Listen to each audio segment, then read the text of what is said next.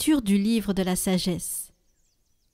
Ceux qui méditent le mal se disent en eux-mêmes: attirons le juste dans un piège, car il nous contrarie. Il s'oppose à nos entreprises.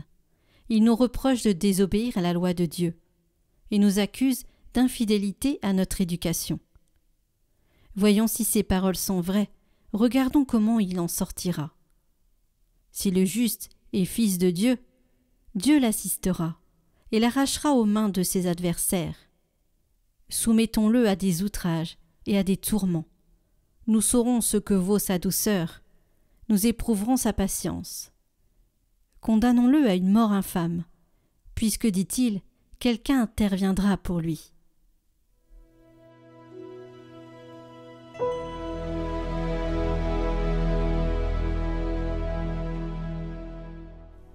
Le Seigneur est mon appui entre tous.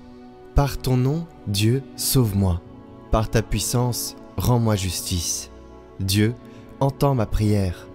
Écoute les paroles de ma bouche. Des étrangers se sont levés contre moi. Des puissants cherchent ma perte. Ils n'ont pas souci de Dieu. Mais voici que Dieu vient à mon aide. Le Seigneur est mon appui entre tous. De grand cœur, je t'offrirai le sacrifice. Je rendrai grâce à ton nom, car il est bon.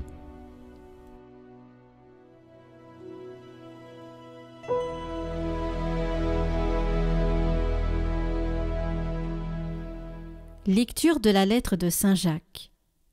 Bien-aimés, la jalousie et les rivalités mènent au désordre et à toutes sortes d'actions malfaisantes.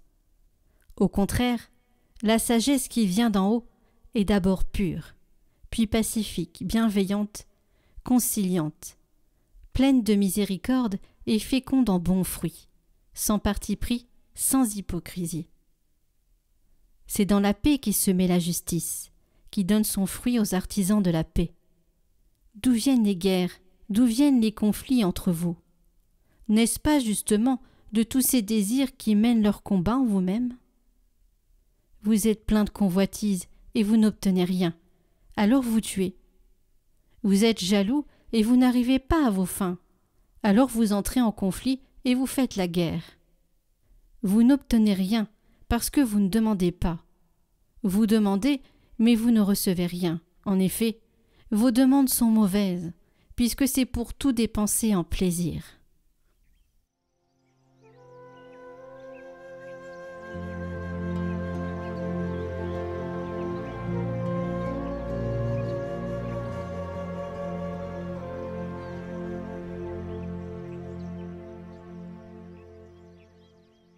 Évangile de Jésus-Christ selon saint Marc. En ce temps-là, Jésus traversait la Galilée avec ses disciples, et il ne voulait pas qu'on le sache, car il enseignait ses disciples en leur disant: « Le Fils de l'homme est livré aux mains des hommes. Ils le tueront, et, 3 jours après sa mort, il ressuscitera. » Mais les disciples ne comprenaient pas ces paroles, et ils avaient peur de l'interroger. Ils arrivèrent à Capharnaüm, et, une fois à la maison, Jésus leur demanda: « De quoi discutez-vous en chemin ?» Ils se taisaient, car en chemin ils avaient discuté entre eux pour savoir qui était le plus grand. S'étant assis, Jésus appela les 12 et leur dit: « Si quelqu'un veut être le premier, qu'il soit le dernier de tous et le serviteur de tous. » Prenant alors un enfant, il le plaça au milieu d'eux, l'embrassa et leur dit: « Quiconque accueille en mon nom un enfant comme celui-ci, c'est moi qui l'accueille. Et celui qui m'accueille, ce n'est pas moi qui l'accueille, mais celui qui m'a envoyé. »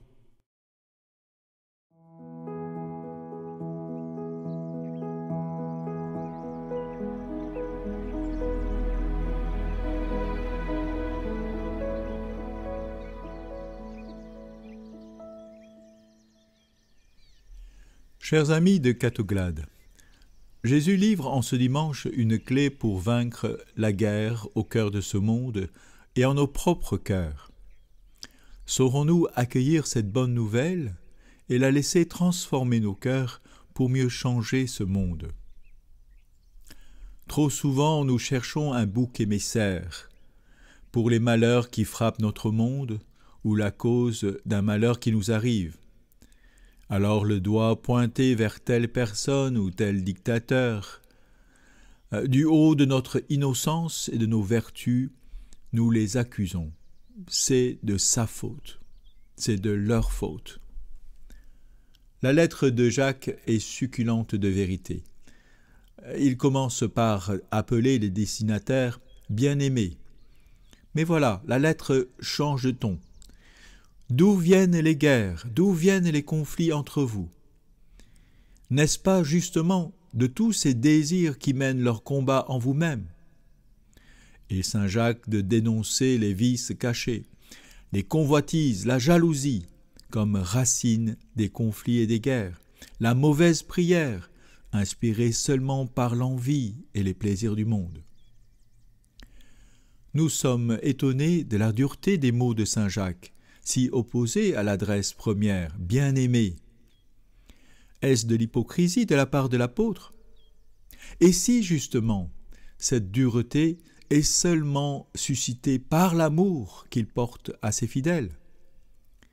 Le prêtre ou l'évêque qui n'ose pas parler en vérité et dénoncer les égarements des fidèles ou les mauvaises influences du monde sur leurs fidèles n'aime pas vraiment le troupeau qui leur est confié. Mais aujourd'hui, les fidèles sont-ils prêts à entendre un tel langage? Sans doute, notre faiblesse d'âme ne permet plus une telle franchise. Pourtant, il s'agit du salut des âmes et de la paix dans le monde. Regardons Jésus, il fait de même. Il aurait pu laisser les apôtres s'enferrer dans leur querelle de grandeur, mais comme il veille à éduquer ceux qui seront les pasteurs à qui il confierait son troupeau, il leur montre comment se libérer de leur convoitise et de leur jalousie.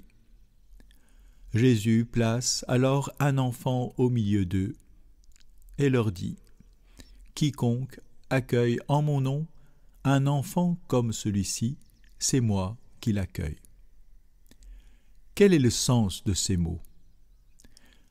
Ce qui est important à retenir, ce n'est ni d'accueillir un enfant, c'est-à-dire de faire des œuvres de compassion, ni de devenir un enfant, ce qui reviendrait à adopter une attitude spirituelle, de rechercher la petitesse, l'humilité.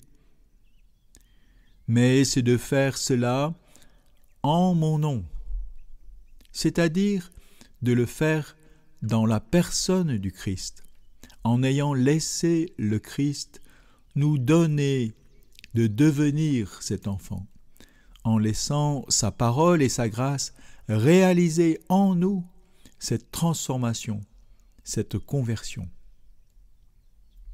Alors comment cela peut-il se réaliser? Par la foi en la bonne nouvelle que nous attendons. Et cette bonne nouvelle, c'est l'annonce de sa mort et de sa résurrection. Quand nous accueillons dans la foi cette bonne nouvelle de la mort, de la résurrection du Christ, nous acceptons de laisser le Christ nous engloutir dans sa mort pour engloutir nos péchés et par sa résurrection nous donner une vie nouvelle. Car la mort volontaire de Jésus, en acceptant d'être saisi par les méchants, emportés par leur haine et leur désir de tuer l'innocent, mais cette mort ne tue pas le Seigneur de gloire.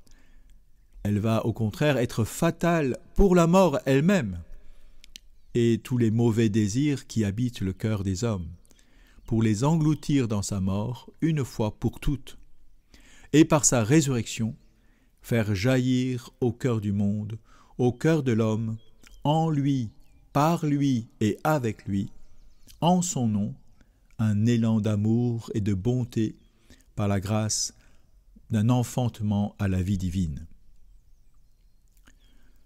Prions.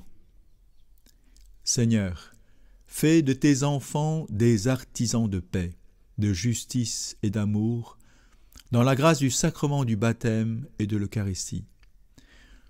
Tu nous as enfantés sans cesse, et tu nous enfantes à cette vie nouvelle, afin que ton Père nous accueille dans ses bras et nous reconnaisse vraiment comme ses fils et ses filles, comme l'affirme Saint Jacques, ses bien-aimés. Amen.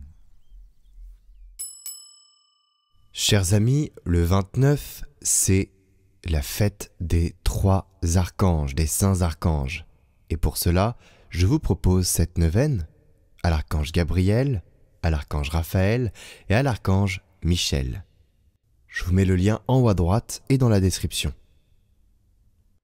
Prions pour toutes les intentions déposées en commentaire cette semaine.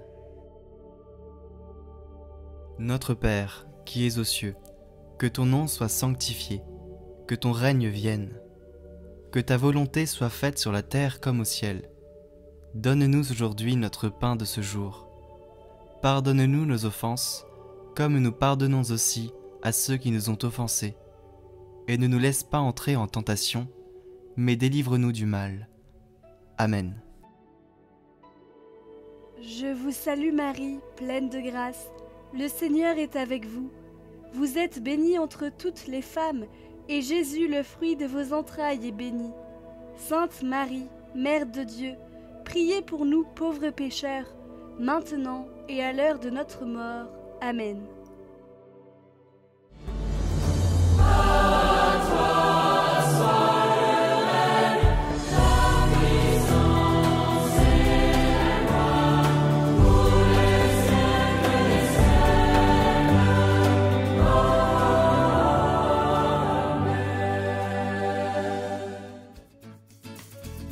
Seigneur Jésus, tout fut créé. Les cieux sans fin proclament ta beauté. Tu as revêtu notre humanité. Tu nous as donné ta vie. Retrouvez le chant du jour en lien en haut à droite et dans la description.